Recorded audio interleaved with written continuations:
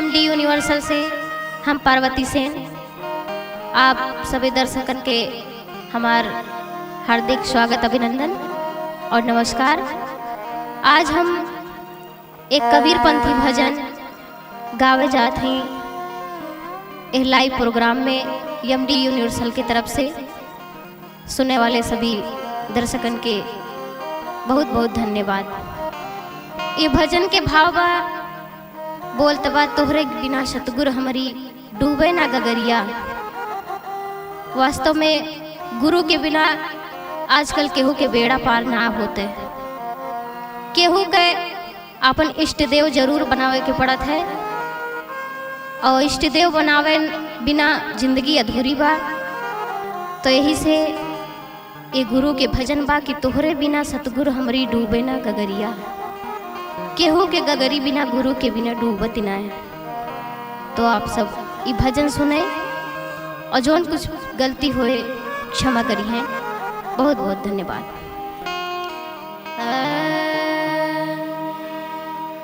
अरे डूबै ना गगरिया, हे डूबै ना गगरिया। अरे तोहरे बिना साहेब हमारी डूबै ना गगरिया।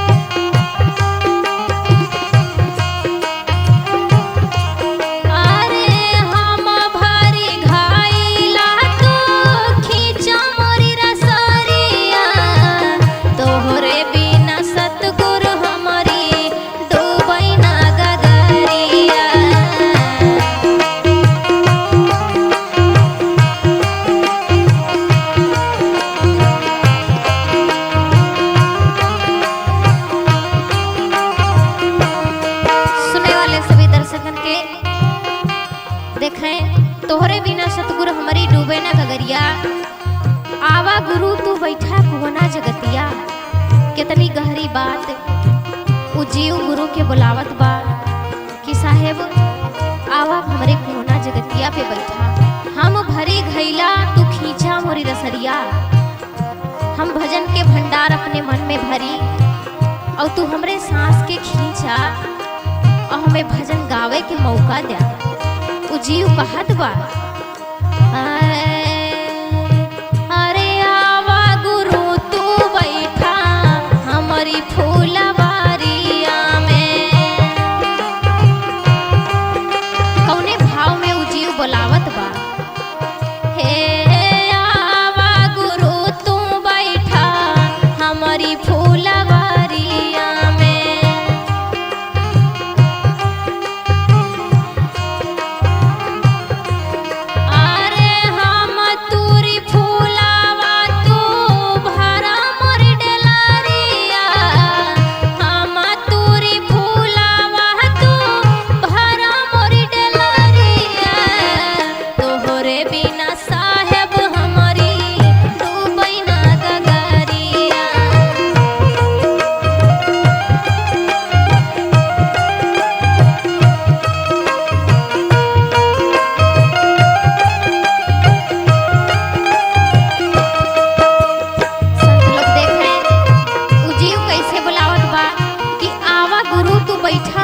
फुलवरिया हे साहेब हमरे मन के बगिया में आए के विराजमान हो जा और जितना नीक नीक बात बतकही ज्ञान भजन ये सब फूल जोन इकट्ठा हम करे हई ये आए के हमरे डलरी में स्थापित करा।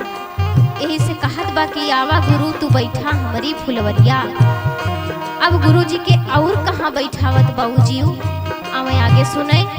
हे आवा गुरु जी बैठा महालया टारिया में।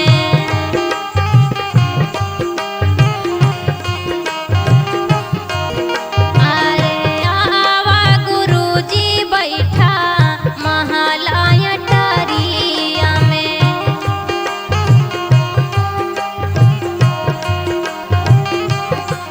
अरे हम सूती से जिया डोलावा तू बेनारिया। हम सूती से जिया डोलावा तू बेनारिया।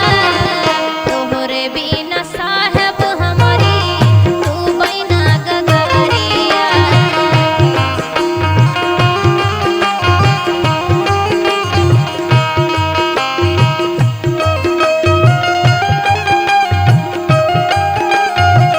देखे भैया उ जीव बड़े भाव से बलावत बा कि आवा गुरु तू बैठा महला अटरिया। 5 तत्व के पिंजड़ा बा और वही में जोन जीव विराजमान बा उहे सबसे बड़ा गुरु बा। उ महला अटारी एक ऐसन महला अटारी बा कि ओकरे बिना मनुष्य के शरीर चलब बहुत बड़ा मुश्किल बा।